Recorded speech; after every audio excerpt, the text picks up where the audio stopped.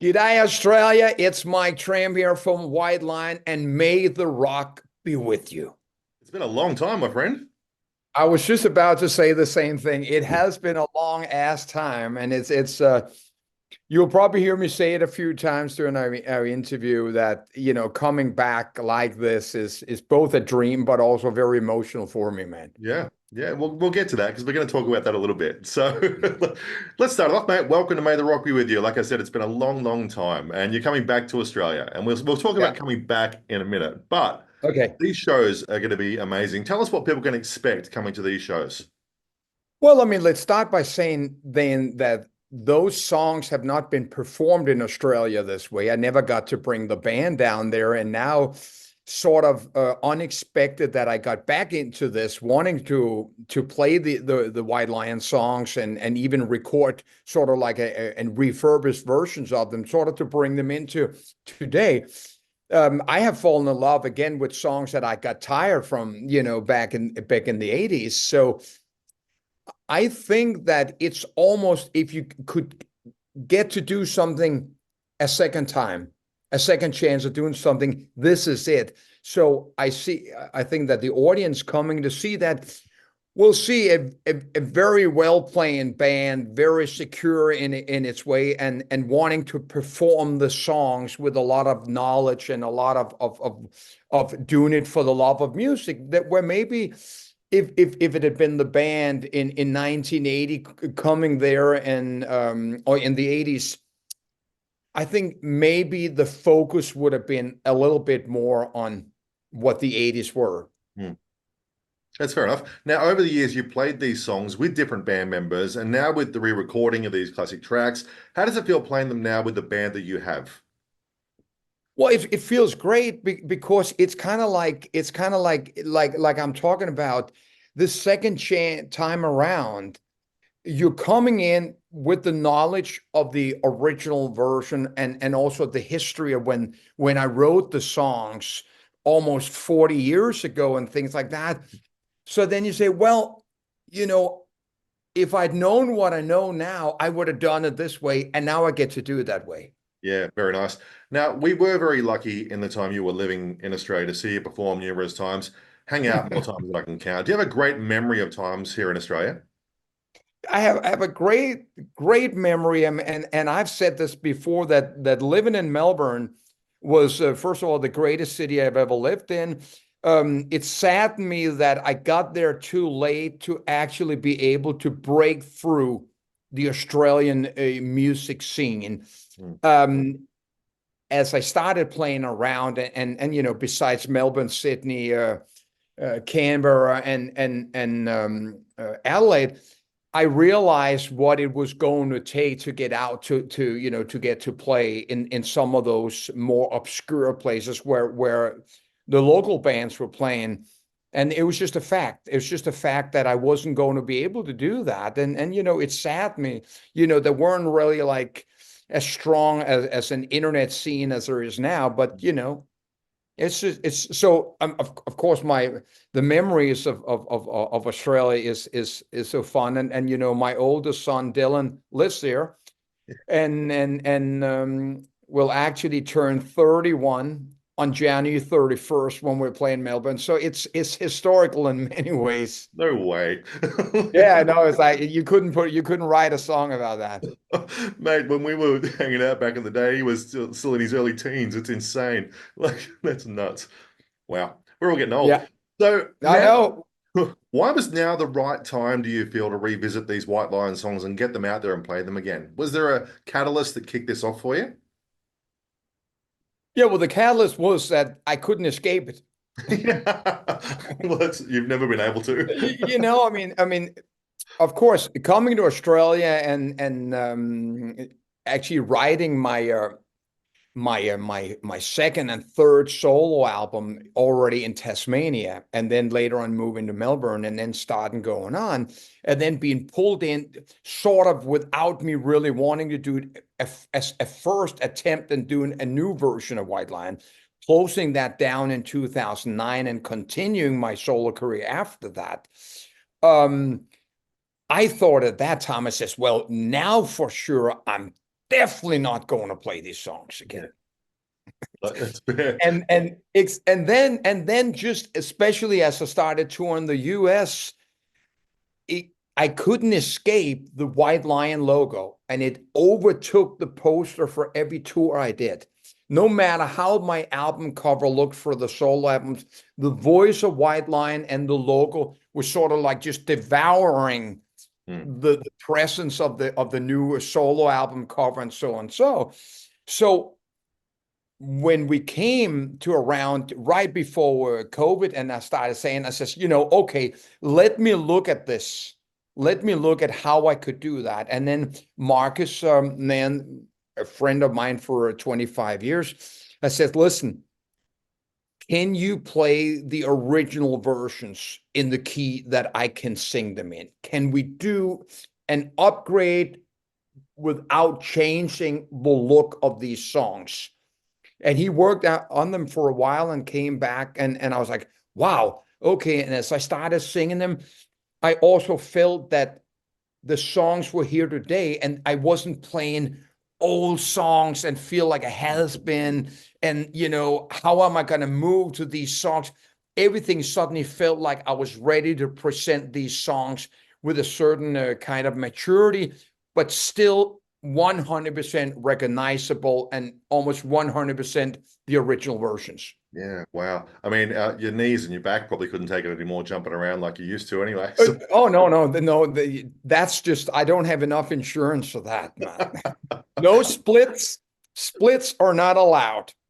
I love that. So when you went in to record these songs, re-record them, did you have flashbacks to when the first time you did them? Was there anything that jumped back in your mind of like, wow, when I did Wait or When the Children Cry or Broken Heart or anything like that? Yeah, I mean, yes, of course I did. But of course I was also comparing it to recording my past 10 solo albums. Suddenly when I stepped up in front of the microphone, first, I didn't have to look at the lyrics. It just sat in my spine, and the knowledge of the songs gave me the freedom to go somewhere else with the songs. And it's one of those dilemmas, at least I have, whenever I go in and record a new album. I've never gotten a chance to play these songs live before I record them. So a lot of the stuff you do are for the first time. But going in and singing these songs now again, I mean, I played so many shows singing those songs, not just in original White Lion, but also some shows in Australia, solo and things like that, in all different versions. So I have a gigantic library of how many ways I've sung these songs that I can pull from. And it gave me an enormous amount of security, really grounded, that I didn't have to, prove myself. I just wanted to sing a very relaxed version. And like you said, do I have any memories? Yeah, of course I have the memories being in Germany in 1984, singing Broken Heart, together with the first band, which, the rhythm section would leave. And we weren't really a band. We'd just written these songs and gone to Germany and try to record this. And then later on recording the Pride album in 87 in Los Angeles. And all those things, having that feeling that you're singing the songs for the first time, and in front of you, you have what's going on in the 80s, all the other bands are succeeding and all that kind of stuff. Yeah.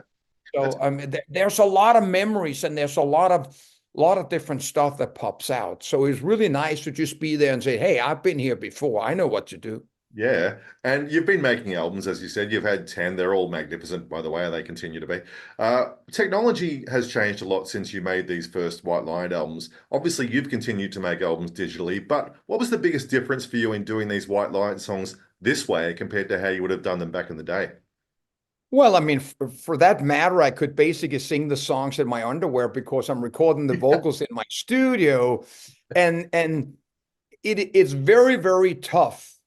And of course, and there's also nobody that will even challenge that. The recording industry has changed 100%. And the old days of when We drove to the studio, we found our feet, and we messed around, and there were no closing time of the studio. We went to 3 in the morning, and I would ride home on my Harley in the middle of the night, and just like, with lights and thunder in my ears and stuff like that.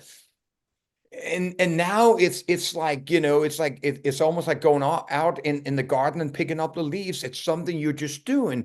There isn't the same excitement. It's a job you're doing. You're fulfilling something. You're recording that album because the album has now become a product to promote a tour. You know that the record stores are limited.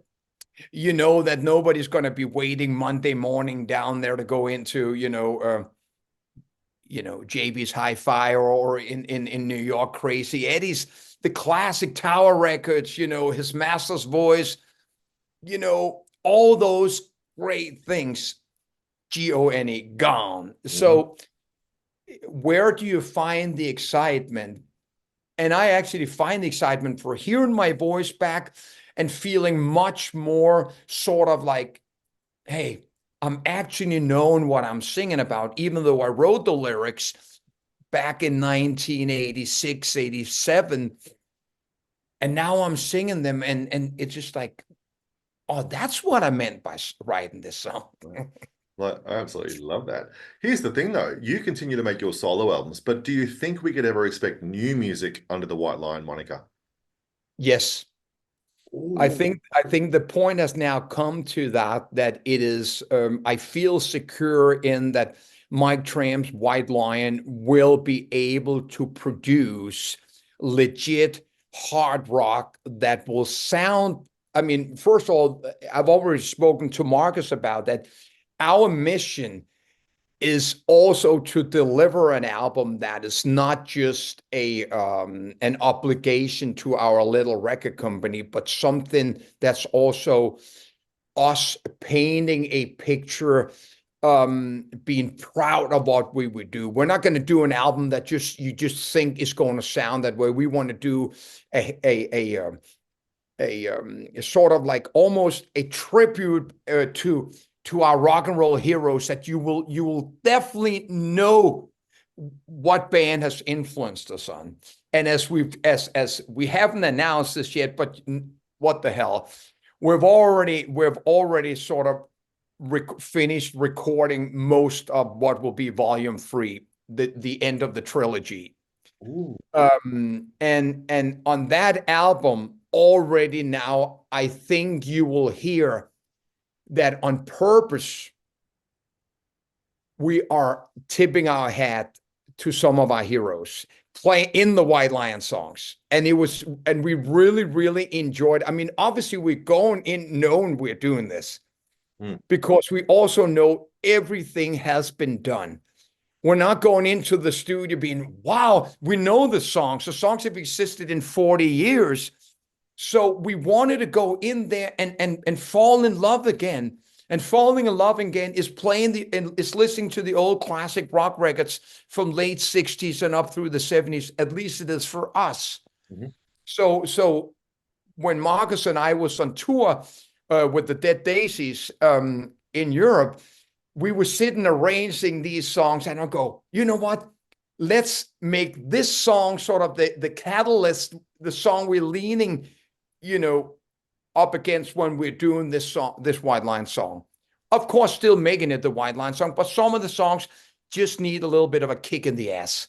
Also for the listener to feel, not just do we know these songs, we're getting a new sound, both with Mike's voice and the way it sounds today, but we're also getting a little different take on the songs. Mate, this is going to be awesome.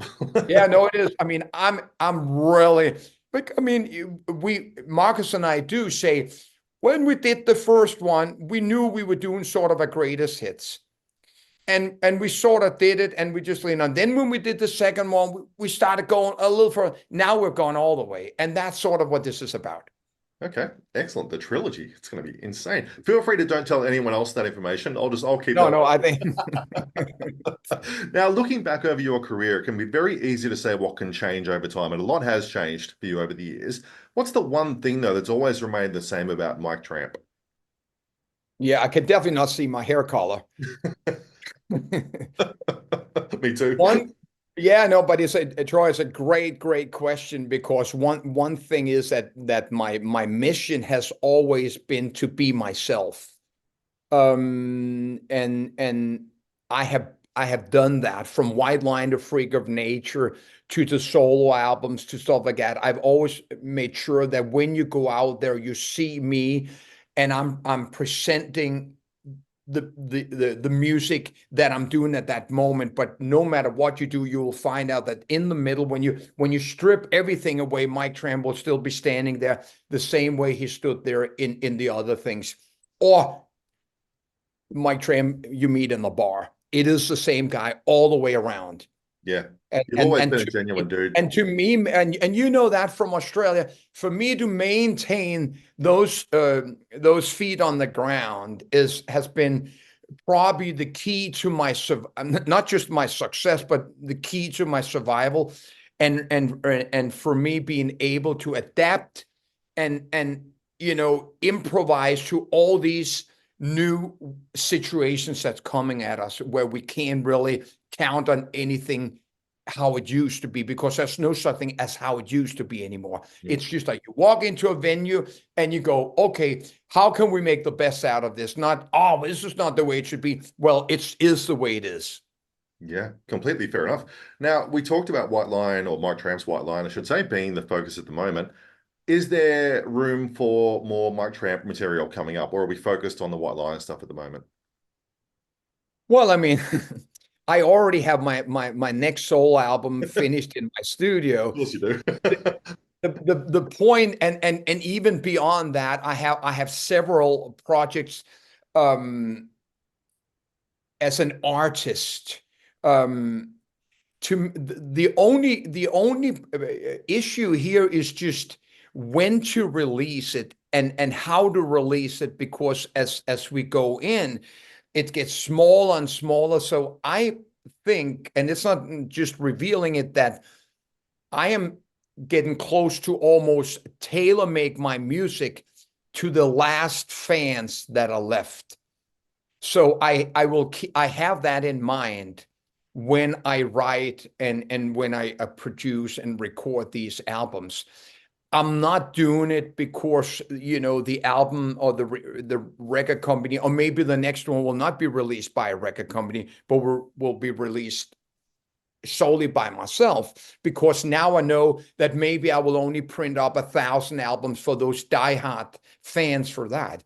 So the creative part is flowing really well. It's really just a matter of like, I have to take a break because there will be a long time before I can release this. And like we spoke about before, a brand new original material, Mike Tramps, White Line, and those kind of things. Insane. Well, you've always got a fan here, mate. You know that. Well, no, I appreciate that. I appreciate that. Yeah. Now, if there was ever to be a documentary or a biopic made about the band, what would you want it to be called? Yeah, well, I mean, a lot of people don't know. We had one called Escape from Brooklyn, which, of course, was sort of just released just as I ended the band. I usually have all the titles, but I'm actually working on this kind of thing. It is just that, the whole concept of a thing like that would be, of course, being telling the story or the side that you thought you knew, but you didn't know. Okay, we'll leave You it at thought you knew it, but you don't. that. Happy with that. That's a working title. That's a working title. Happy with that one. We'll write that one down. Now, what I do with everybody is a prediction. So I want you to finish this sentence for me. By the end of 2025, Mike Tramp will. Yes. Be recording a new Mike Tramps White Line album. Excellent. We're happy with that one. Legend. Mate, absolute pleasure to catch up this way. I can't wait to see you in Sydney. We'll definitely catch up, man. Excellent, man. I'm looking really forward to it. We'll have a bevy. Done. See you, mate. I'll see you soon. Cheers, mate. See you, All buddy. the best. Bye. Bye.